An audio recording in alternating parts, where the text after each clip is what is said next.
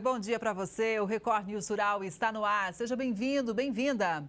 A produção de carne de frango deve bater recorde em 2026. A estimativa da Conab é de quase 16 milhões de toneladas.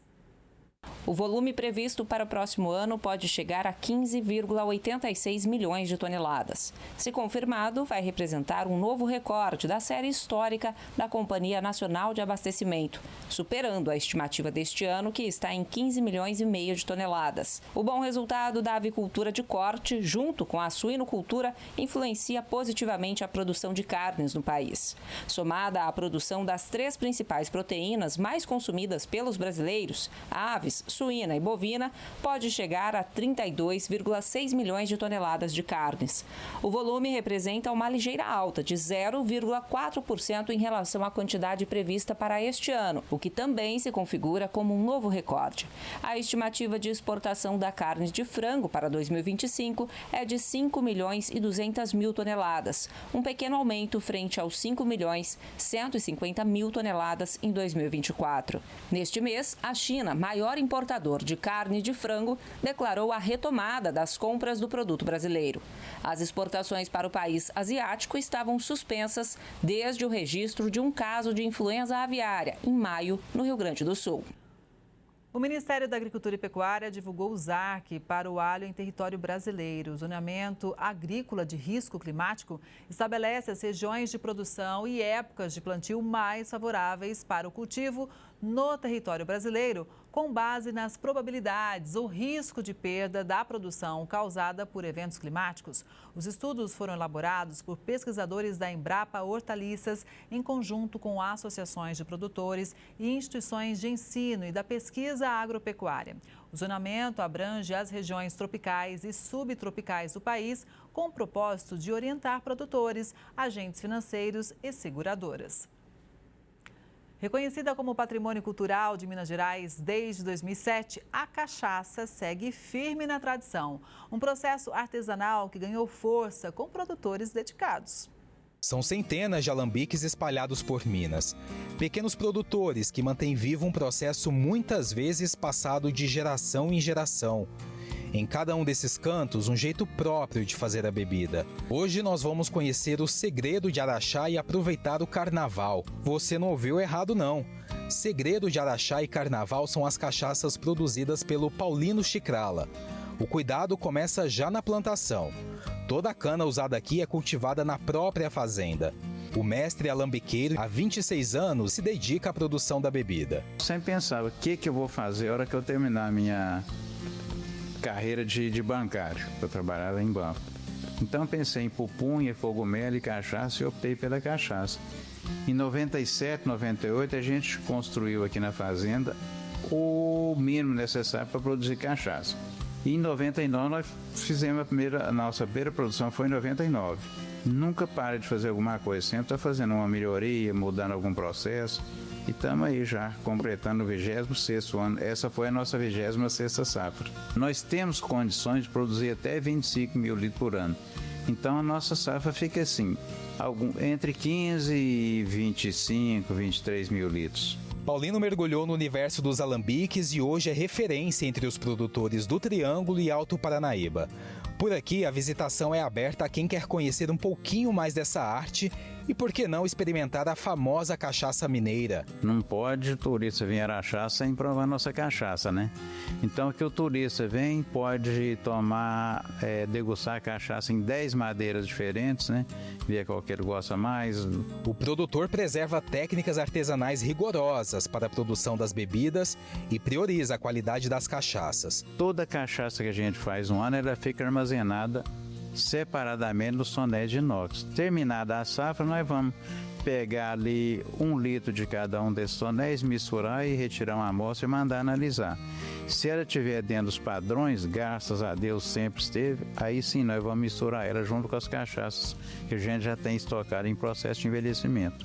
É o tipo de madeira usada no barril onde a cachaça é curtida que define as características da bebida. Minas Gerais carrega o título de maior produtor do país e desde 2007 guarda o reconhecimento da cachaça como patrimônio cultural. Os produtores se juntaram e fundaram a Associação CACEM, Cachaça do Cerrado Mineiro, um movimento que valoriza a cachaça mineira e fortalece a presença dos alambiques da região no mercado. O principal papel da associação é, sobretudo, fortalecer a troca de experiência entre os produtores, né? Trocar experiência, ver o que deu certo, o que está dando errado para corrigir, enfim. Isso é o objetivo primordial da associação. Depois vem a ajuda no processo de regularização daqueles produtores que ainda não estão regularizados junto ao Ministério da Agricultura. E outra coisa importante também é o estreitamento da relação produtor-universidade, para a gente ter conhecimento sobre técnicas novas, práticas novas, equipamentos à disposição para a gente fazer análise das cachaças, orientação no sentido de conduzir melhor as lavouras, parceria muito forte que a gente tem com o Sebrae, que nos ajuda muito nisso aí. Enfim, é uma coisa que tem dado um resultado muito bom para todos nós. E outra coisa muito interessante também é a associação no intuito de divulgar a cachaça. A gente, enquanto associação, permanecendo junto, a gente tem condição de melhor divulgar o nosso produto.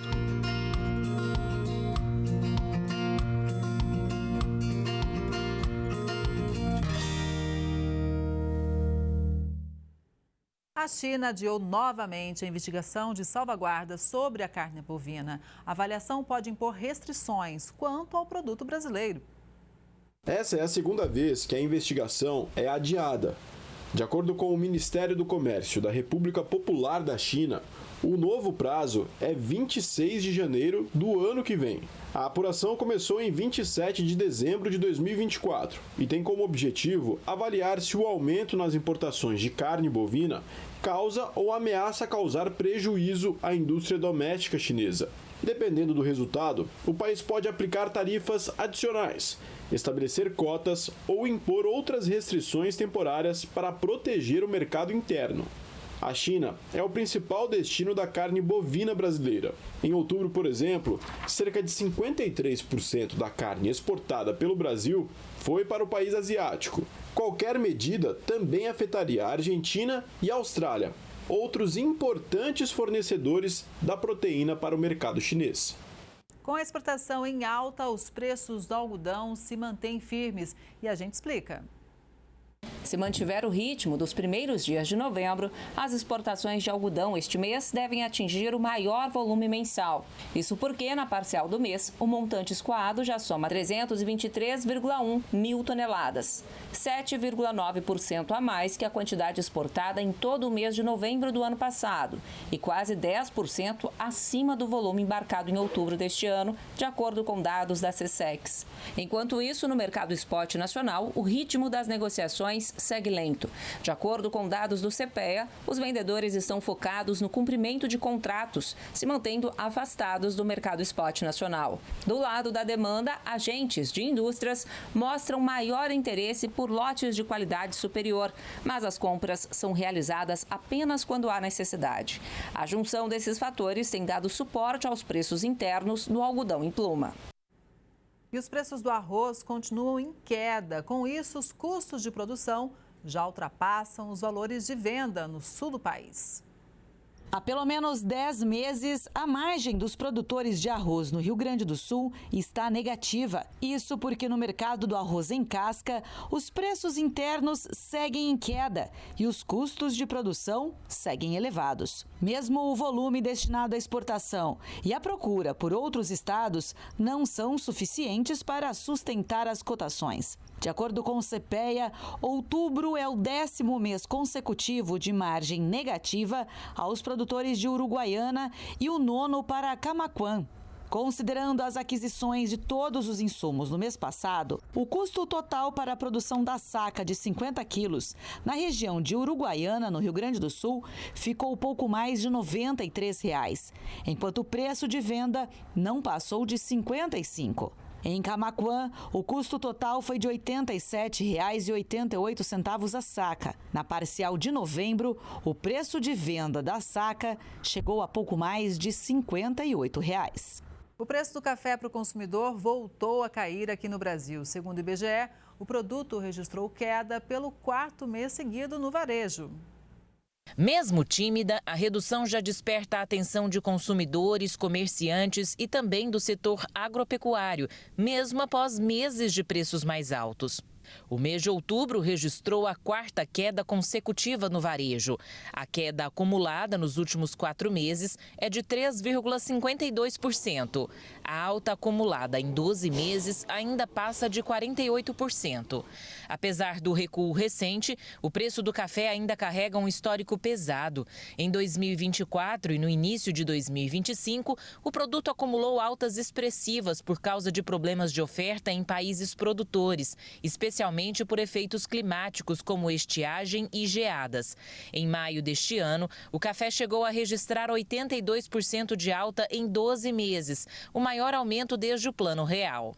O preço do café está em patamares elevados, não é um contexto brasileiro, é um contexto mundial. O café é uma commodity agrícola, né? Então a relação oferta-demanda mundo impacta diretamente. E hoje o mundo passa por um estoque de café muito baixo, fazendo com que os preços internacionais permaneçam elevados. Humberto é dono dessa padaria. Ele diz que não sentiu tanto essa queda no preço do café. Eles costumam falar que teve uma diminuição, mas nunca chega no consumidor. Mesmo assim, evita repassar novos preços para o cliente. O café acaba sendo um atrativo, você trazer o consumidor para dentro da loja, né? Aí você sempre mantém aquele preço ali, uma margem bem pequena, e o café você não oscila. Do lado de quem produz, a situação é analisada com cautela. A redução deve continuar enquanto a oferta estiver boa. A gente tem expectativa hoje que o Brasil vai colher a maior safra da história. A gente deve colher, só para a gente, em números, colher acima de 71 milhões de toneladas. Esse ano a gente colheu 65, então é um volume muito grande de café que deve entrar no mercado no ano que vem, logicamente, quando a gente estiver falando de colheita. Então a expectativa ela de manutenção nos preços até esse momento, com um respiro, podemos dizer assim, para o consumidor no meio do ano que vem, quando a gente vai entrar a colheita da safra brasileira, o maior produtor e o maior exportador de café do mundo.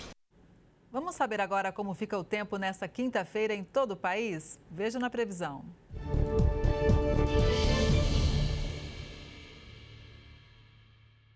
Nesta quinta, o tempo continua mais firme em boa parte da região sul. No sudeste, as instabilidades seguem concentradas no norte de Minas e no Espírito Santo, devido à atuação da frente fria na altura do sul da Bahia e à presença de um cavado meteorológico em níveis médios da atmosfera. No centro-oeste, as pancadas de chuva continuam em Mato Grosso e Goiás, e também em áreas de Mato Grosso do Sul. E em algumas áreas do nordeste, além do norte do país, as instabilidades continuam. No sul, a nebulosidade é maior no leste e litoral de Santa Catarina e do Paraná. No nordeste, região dos vales e nordeste gaúcho, nuvens mais carregadas também se formam ao longo do dia, enquanto o sol predomina no restante da região. No sudeste, a nebulosidade também é maior no litoral paulista, Rio de Janeiro e no Espírito Santo, devido à influência marítima. Já no norte de Minas, tempo mais fechado, enquanto no oeste de São Paulo e Triângulo Mineiro, o céu segue mais aberto. No centro-oeste, nuvens mais carregadas pelo Mato Grosso e em boa parte de Goiás, além do norte e oeste de Mato Grosso do Sul. No nordeste, a nebulosidade também é maior no sul, oeste e interior da Bahia, além de áreas do Maranhão e do Piauí. E no norte, tempo mais fechado no Amazonas, Acre, Rondônia, Pará e Tocantins. Na região sul, a chuva segue de maneira mais fraca e isolada, no litoral e leste do Paraná e Santa Catarina. Já na região nordeste, na região dos vales e sudeste gaúcho, as pancadas de chuva devem ocorrer de maneira moderada a forte. No sudeste, pancadas fracas e isoladas também ocorrem ao longo do litoral paulista, em áreas do Rio e do Espírito Santo. Enquanto no norte mineiro, as instabilidades seguem ocorrendo e há risco de temporais. Na região central do país, as pancadas ocorrem em Mato Grosso e Goiás, além do oeste e norte de Mato Grosso do Sul. No nordeste, a frente fria mantém chuvas moderadas a fortes no sul, oeste e interior da Bahia, com risco de temporais. E também chove no sul do Maranhão e do Piauí. E na região norte, as instabilidades permanecem espalhadas, com risco de temporais em algumas áreas. Rajadas de vento variam pelo nordeste, entre o Mato Grosso do Sul, oeste de São Paulo e do Paraná, e devem ocorrer de maneira mais forte no litoral gaúcho e sul catarinense, podendo chegar até os 70 km por hora. E o tempo permanece mais seco nesta quinta-feira, em Mato Grosso do Sul, Triângulo Mineiro, oeste e norte de São Paulo, além do oeste da região sul. E no Nordeste, a situação é mais crítica, e a umidade do ar pode ficar abaixo dos 20%. Já em relação às temperaturas para esta quinta, máximas de 32 graus em Porto Alegre, Goiânia e São Luís, 26 em São Paulo, 28 em Belo Horizonte, 31 em Salvador e 34 graus em Campo Grande. O governo norte-americano manteve a tarifa de 50% sobre a exportação do café solúvel brasileiro. Vale lembrar que os Estados Unidos são o principal comprador do nosso solúvel, respondendo por cerca de 20% das exportações. É um mercado superior a 200 milhões de dólares por ano. E como estão as negociações sobre o tarifaço, hein? Quem vai atualizar tudo pra gente é o Aguinaldo Lima, que é diretor executivo da Associação Brasileira da Indústria de Café Solúvel, a ABICS. Bom dia, Aguinaldo. Seja sempre muito bem-vindo ao Record News Rural. Bom dia, Kelly. Obrigado pela oportunidade de estar aqui falando com vocês. A gente que agradece sempre. Aguinaldo, como é que o setor recebeu essa notícia, ou seja, sem alívio em relação ao tarifaço? Com muita surpresa, Kelly. Foi assim uma pancada, porque nós esperávamos que todos os produtos, né, de café fossem liberados da tarifa, e nós fomos premiados não só com 40%, mas com os 10% que tinham sido retirados na semana passada. Então, são 50% de tarifa. E isso praticamente complica toda a nossa exportação de um país que tem 60 anos de relação comercial com o solúvel, né? O solúvel surgiu lá nos anos 60, né, para o mundo, de forma bastante comercial. E o Brasil, como uma das indústrias pioneiras, ali começou a estabelecer uma relação comercial com os Estados Unidos, que vai até hoje, sendo o nosso principal mercado, como foi dito aqui, 20% das nossas exportações vão para lá, e fica muito difícil redirecionar isso para outros mercados. Então, aí a surpresa foi muito grande, agora é trabalhar muito para que isso seja revertido. Pois é, são 60 anos de parceria, como você mostrou, um mercado consolidado. E assim como aconteceu em outros setores, Aguinaldo, como que está a negociação com os importadores norte-americanos, que certamente já apreciam o nosso produto e também vê esse momento desafiador? Então, nós praticamente somos os maiores fornecedores de solúvel nos Estados Unidos. Praticamente 38% o ano passado do que foi importado pelo país foi de solúvel brasileiro. Além disso, nós temos um convívio, uma fidelidade com os nossos parceiros lá muito grande. E fica muito difícil a gente ter movimentos, né, de entender o que aconteceu. Então, nós temos 3 frentes para trabalhar. Uma frente é com o próprio governo brasileiro, municiando com informação, nós sempre atuamos em conjunto com toda a cadeia, somos parceiros do Secafé, que é o Conselho de Associações, Conselho dos Exportadores de Café do Brasil, sempre atuando em conjunto com o Secafé e com a ABIC, que é a Associação Brasileira da Indústria de Café.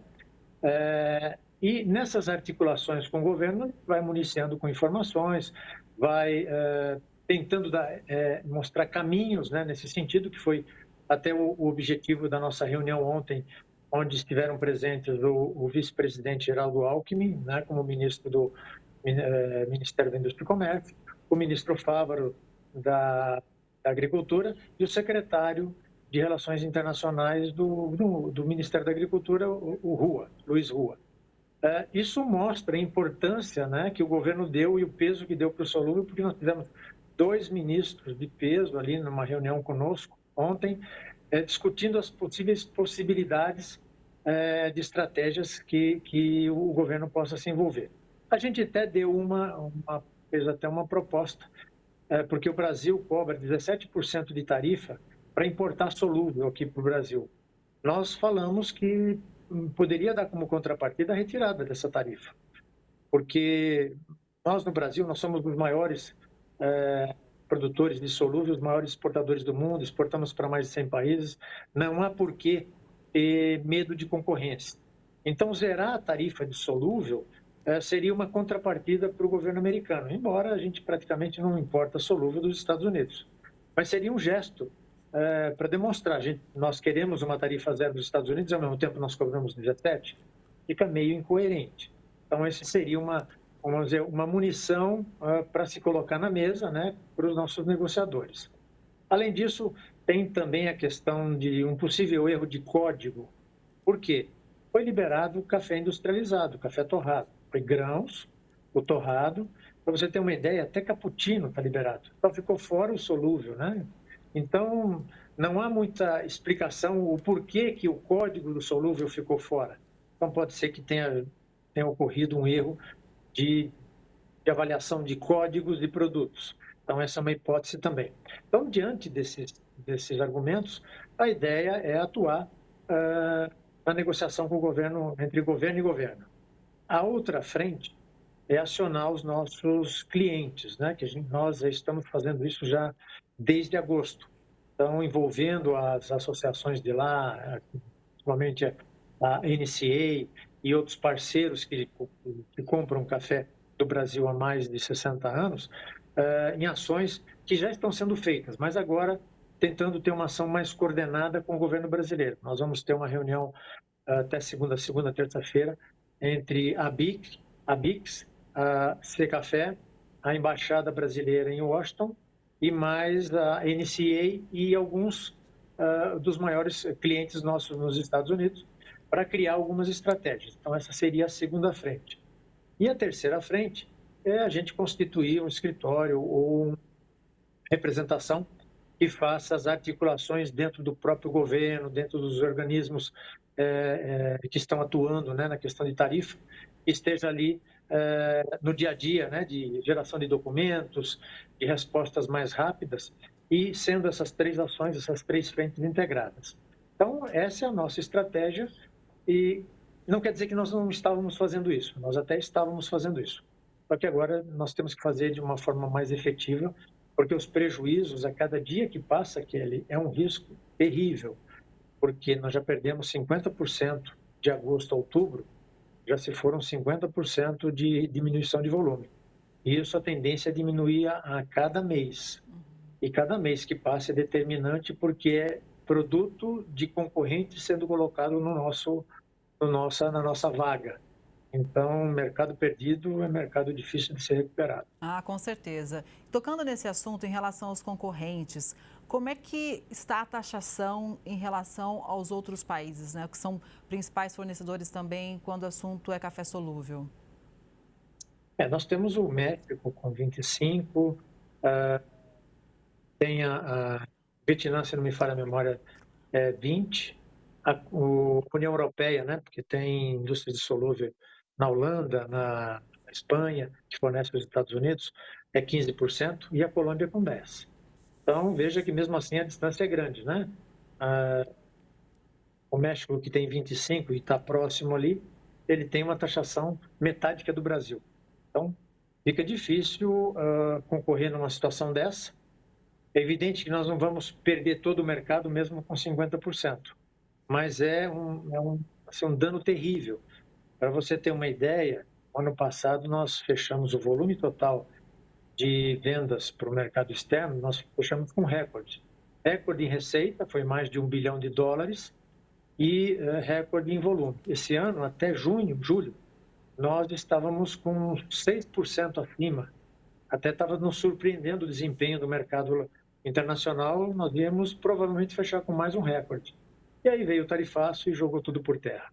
Pois é, mas vamos reverter, Aguinaldo, vamos continuar confiantes nesse trabalho que segue a todo vapor. Inclusive, hoje, né, o café em grão não tem mais o tarifaço, ainda bem, mas eu me lembro que quando foi retirado apenas o percentual de 10%, eu conversei com o Márcio Ferreira, que é presidente do Secafé, ele disse, olha, a gente acredita até que deve ter ocorrido algum erro, algum equívoco. Né? Vamos continuar trabalhando para isso, para conseguir derrubar os 40%, o que de fato aconteceu. E você mencionou agora há pouco justamente esse ponto, né? Que pode ter ocorrido ali um mal entendimento em relação a códigos de produtos. Isso pode realmente ter acontecido, mas o fato é que a gente corre contra o tempo também, não é? Exatamente, né? O Márcio, presidente do Secafé, é um homem de fé, né? Então, ele inclusive, é um protagonista ardoroso aqui na defesa, inclusive, do solúvel, não só do verde, que a gente trabalha em conjunto. Mas, na verdade, a gente tem que acreditar que houve algum erro de leitura, não é possível, né? Embora tivesse alguma coisa que já estava nos incomodando. O café solúvel não estava no mesmo anexo dos outros cafés. Ele estava, eu não me recordo agora, anexo 2, 3, eu faço um pouquinho de confusão. Eu sei que estavam em anexos diferentes. E nós estávamos tentando reverter essa situação para colocar o solúvel junto com no anexo dos outros produtos. Então, existia um fato ali que nós já estávamos atuando e que nos trazia uma preocupação maior. Então, agora, essa preocupação se efetivou, a manutenção das tarifas extremamente prejudicial. Na verdade, é quase que um pesadelo para a gente, sabe, Kelly? Quando começou esse negócio em agosto, houve uma preocupação gigantesca e agora, então, nem se fala, né? Porque é uma indústria... Hoje nós somos 7 indústrias no Brasil que produz praticamente 100% de todo o solúvel brasileiro. E uma indústria que investiu nos últimos 5 anos quase 2 bilhões de reais. Foram mais 2 novas plantas e expansão das plantas instaladas, inclusive com a esperança do acordo Mercosul-União Europeia, né, que está na esperança de se cair, se isso se consumar, serão 9% a menos de tarifa, o que nos dá uma possibilidade aí maior de mercado. Para você ter uma ideia, há 15 anos atrás, quando não existia tarifa para o solúvel brasileiro, nós vendíamos o dobro do que nós vendemos hoje. E olha que como bloco econômico, né, vamos considerar os Estados Unidos é o nosso principal mercado. E, em segundo lugar, vem o bloco da União Europeia. Se for como país, a Rússia é o segundo colocado. Agora, se considerar o bloco da União Europeia, é o segundo colocado. Então, abre uma possibilidade muito grande de, retirando 9%, da gente se tornar muito mais competitivo e conseguir ampliar o mercado na Europa como uma alternativa, né? Mas nós não podemos perder os Estados Unidos de jeito nenhum. Ah, com certeza não, né? A gente lembra aqui que esse acordo Mercosul-União Europeia deve ser assinado em 20 de dezembro. A gente vai continuar acompanhando de perto, obviamente, né, Aguinaldo? Agora, posto o desafio grande desse momento em relação aos Estados Unidos, ao tarifaço, você acredita que, de alguma forma, a isenção das tarifas para o café em grão pode ajudar também na argumentação para que o mesmo aconteça em relação ao café solúvel? Não, tudo ajuda, né? Tudo ajuda, porque fica difícil de entender, né? Se o café tem pressão inflacionária nos Estados Unidos, eu acredito que muito foi isso, né? Que, claro, que o trabalho do governo brasileiro, tudo que está sendo feito, mas o que determinou foi as questões de inflação americana que liberou carne, liberou café, e não dá para entender a questão do solúvel, porque o solúvel para os Estados Unidos, ele acaba sendo um produto bastante acessível para as classes mais de menos recursos, vamos assim dizer, né? A classe menos empoderada economicamente. E se é para colaborar com a questão econômica, o café solúvel é um ingrediente que põe mais fogo na questão inflacionária americana. Então, tem vários argumentos. E o fato de ter liberado o verde, liberado principalmente o café torrado, que embora o Brasil exporte praticamente muito pouco de café torrado para os Estados Unidos, acaba sendo argumento. A gente tem que se agarrar em todos os argumentos, na verdade. Sim, com certeza. Aguinaldo, vamos falar um pouquinho da relação da demanda-consumo quando o assunto é o café solúvel? Eu pergunto porque a gente sabe que a produção de café em grão não acompanha, obviamente, a demanda, né? O consumo, ele continua crescendo. E em relação ao solúvel? Olha, tem um dado importante que hoje 28% do consumo mundial, de todo o consumo de café, 28% é na forma de solúvel. O Brasil é 5%. Então nós temos aqui no próprio Brasil uma grande possibilidade de crescimento aqui para o solúvel. E mundialmente, pelas estatísticas que a gente compra relatórios anualmente de consultorias internacionais, e inclusive de 2 para checar a informação de uma e outra, o solúvel cresce a um percentual maior que o café torrado. Cresce em torno de 2,8%, 2,5% ao ano, nos últimos 5 anos, enquanto que o café torrado cresce 1,5%. E o ambiente que cresce mais é a Ásia. A Ásia tem países lá que cresce 6% ao ano. No Brasil, está crescendo desde 2016 3,8% ao ano. Então, há uma expectativa com a melhoria da qualidade, né, do café que o café solúvel teve nos últimos 8 anos. Foi uma revolução de sabores, né, de novos blends. Houve no mundo todo uma melhoria da qualidade significativa do solúvel. Então, isso se percebe uma resposta dos consumidores. Então, está acontecendo investimentos em indústrias no mundo todo. Aqui no Brasil não foi diferente, como eu mencionei, e a gente tem um concorrente aí que vem assim, crescendo numa velocidade, que é o Vietnã, que hoje é o segundo maior produtor de cafés robustas, né, do mundo, e que há menos de 10 anos não configurava nem entre os 15 maiores produtores de solúvel. O ano passado já era o segundo, e pelas indicações que nós temos de informação, é possível que no ano que vem, ou no outro ano, venha a ultrapassar o Brasil, coisa que nunca aconteceu. O Brasil sempre foi líder de mercado mundial. E é possível que o solúvel, que o Vietnã, nos ultrapasse, e aí tem uma justificativa para isso. A justificativa é que o Vietnã está se aproveitando de acordos comerciais que zeram as suas tarifas no mercado asiático, onde tem o maior crescimento e onde ele está próximo. Então, ele está próximo dos mercados que mais crescem, com acordos comerciais que zeram tarifa, enquanto nós do Brasil estamos mais distantes, embora possamos ser até mais eficientes na produção de solúvel, mas temos a questão logística e temos as questões tarifárias. Então, eu diria para você que, dando a grosso modo, por exemplo, no Japão é 12%, a Coreia é 8%, na China é 12%, na Tailândia é 45%, é impossível de entrar na Tailândia. Indonésia, que inclusive é um grande comprador de solúvel brasileiro, é 20%. Você pega Filipinas, que 90% do consumo de café na Filipinas, um país populoso, a tarifa é 35%. Então, fica difícil, dentro desse ambiente, né, de poucos acordos comerciais no Brasil, o setor ter competitividade, né? Mas eu tenho certeza que a gente vai vencer esse momento, né? E a gente, inclusive, vai conversar isso aqui novamente, comemorando o fim dessa tarifa norte-americana no Record News Rural. Muito obrigada, Aguinaldo. Foi um panorama realmente grande para a gente entender esse momento do setor. Um bom dia para você e até a próxima.